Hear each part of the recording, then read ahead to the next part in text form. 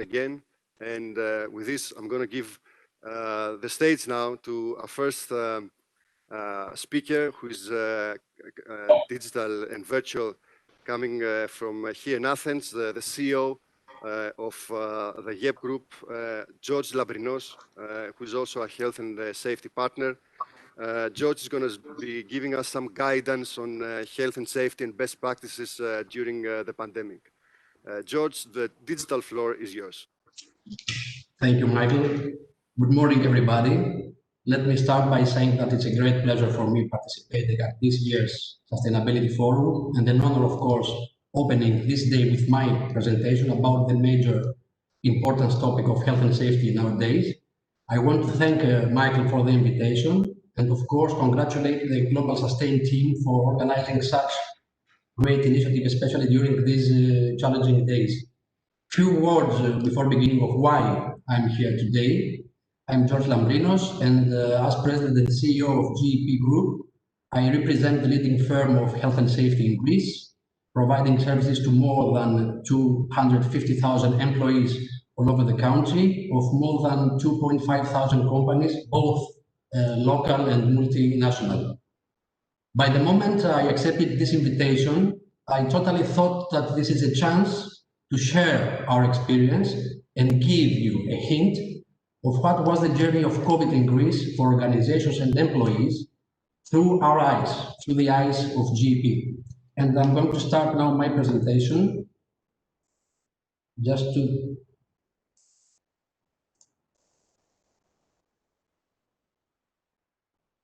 I think it's okay. Everybody seeing? Okay. Yes. So day one, you wouldn't be surprised to hear that we were shocked. I admit that we were ultimately shocked, like the whole planet, of course, facing this new challenge. We were all wondering in the organization about what was going to happen, dealing with a huge wave of contradictory data that we were trying to collect in order to deal with a pandemic. We were trying to cope with our own continuity, focusing on our people's health and safety issues.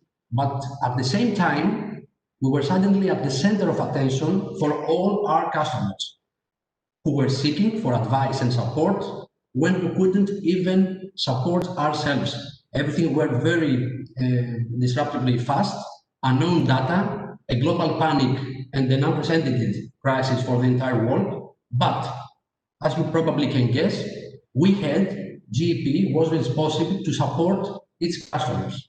Our scientific teams needed to interpret global trends and best practices, local directives and regulations in order to take the lead and give clear directions to organizations when everything was totally unclear at that time. Although I'm trying to remember, I still don't know what was the exact moment or which thought or action we took, but we suddenly knew that this is it. We crossed the line, we overcame our limitations, and we took the step. We suddenly became the advisors we always thought we were, but in an ultimate and holistic way that we couldn't even imagine before. I can only give the title that you can see, reactiveness, because that's what actually happened. We were trying and we served every customer's need. We supported and consulted them by any means. We designed new services. We created an R&D team. We expanded our network of medical advisors all over Greece. We worked on every customer's project case by case and side by side with management teams and business owners to ensure that they can even exist. That was the situation, that they can be safe, that they can feel confident to work and produce results. And just let me take a moment here to explain what I mean by saying that we served every customer's need. If we go back, companies back then were advised by GEP to form crisis management teams, what we call the task force teams now. They redesigned their strategy and created their new working life along with medical advisors and under the scope of health and safety like never before. We designed health and safety teleworking policies depending on our customers' operation model. We had to deal with both physical and mental health and well-being. So in 3 days, we set up a fully functional 24/7 call center of public health experts to support medically, but also mentally, employees and their family members who were struggling to be fearless and understand what is going on. We ran numerous trainings and awareness campaigns. We placed doctors and nurses on site. We supported companies with their daily presence and their on-call services 24/7.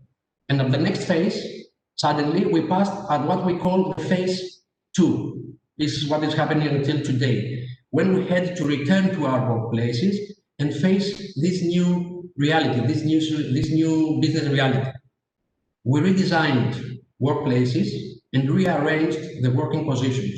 We needed to keep social distancing, avoid face-to-face contact in offices. We established custom regulations and policy systems for every single function that happens inside the organization. Not to mention our thorough investigation every time we needed to design a suspected case of COVID infection management procedure, which I believe this is the most important. It can be proven fatal for the business continuity, as you probably already know. We have seen this happening in several cases in the near past. And traceability. In case of confirmed infection, reactively testing, proactively screening of population, and so many more that can talk for many more hours. To make things short, we found ourselves redefining our purpose and repositioning our brand as health and safety advisors. A brand that cares and totally affects public health through occupational health and safety. What we understood back then is that our current why was not enough. Our why belonged to a past situation that couldn't describe our new selves and our current role in the whole society. And in order to reshape our why, we realized that there was only one way to look over the situation with our bare eyes. It was through the eyes of our customers and people who are affected every day. It was by defining the why of health and safety itself.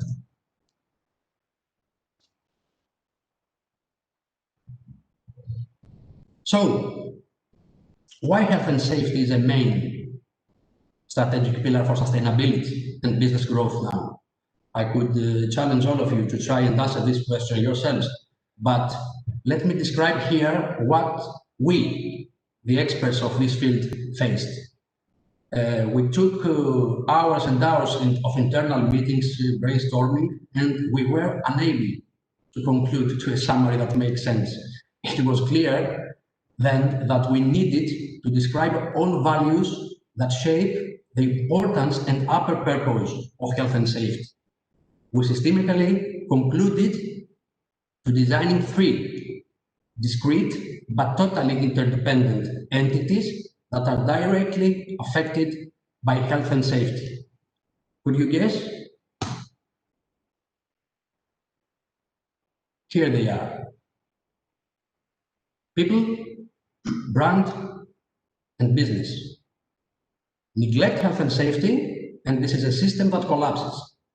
Invest in the scope of health and safety of an organization, and you have a system that produces growth and sustainable results. I will click now and fill in the entities with everything that comes as values and terms that shape the correlation between health and safety and sustainability. Can you see? Does it make sense? There is a pattern. There's a pattern here. Words are placed in 1, 2, or at all 3 entities. Words are repeating and making a chain of cause and effect relation inside this surface. Values, facts, and emotions shaping why we have to do something as fast as possible for ourselves, our employees, our peers, our family, and at the end, for the entire society near us. And let me take here an example as indicative evidence of this formation of reality. Reputation, for example, is found in all entities you see. Both internal and external reputation are key affected values nowadays by health and safety. And let's see it in a positive way now. A company that cares for the health and safety of its stakeholders acquires great added value as a brand that promotes empathy and affection by any means.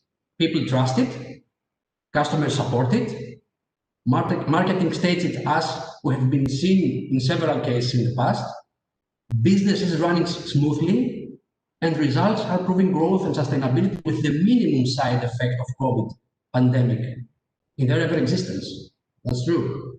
On a negative aspect, imagine of a company that neglects health and safety. People feel disappointed, aligned with this culture, and demotivated by any means with a severe destructive results to their productivity and to their loyalty for the organization and the company. Word to mouth, this is a fact for all. Customers refuse to invest. Partners refuse to collaborate. Legal consequences of internal infections and virus spread can occur at any time, and many more other than work on it. See the figures, interpret the word that makes sense for your own business, and see the core of health and safety for your organization, for your company. Have we done enough? Have you cared enough for your people? Please print this slide and discuss it on Monday with your people. Can you do more? Can you set sail for a healthier and safer way of work?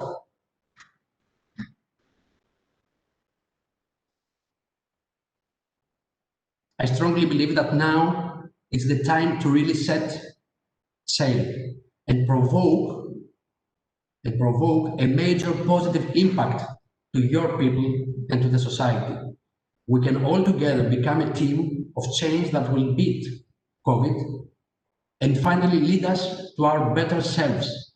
Business growth will follow. Trust me, we know that we have seen it in the past again and again. So start by creating your unique task force and get into the health and safety game with the strongest possible formation. Assess your current situation, find out where you can be better, where there are gaps and things you have to take care of. Ask your people and gain feedback. Design solutions that work along with a medical advisor who will bring valuable scientific insight to your project. Continuously evaluate your progress and rebuild your strategy even on a weekly basis. We have some cases that we do it every day on a daily basis. Everything can be achieved if you think of it as a priority, as it is really today. Health and safety can empower you as a leader, can boost your employees' performance, and achieve high results towards this ever-ending challenging scoreboard of win or lose, success or failure. So act now and stay safe. Thank you.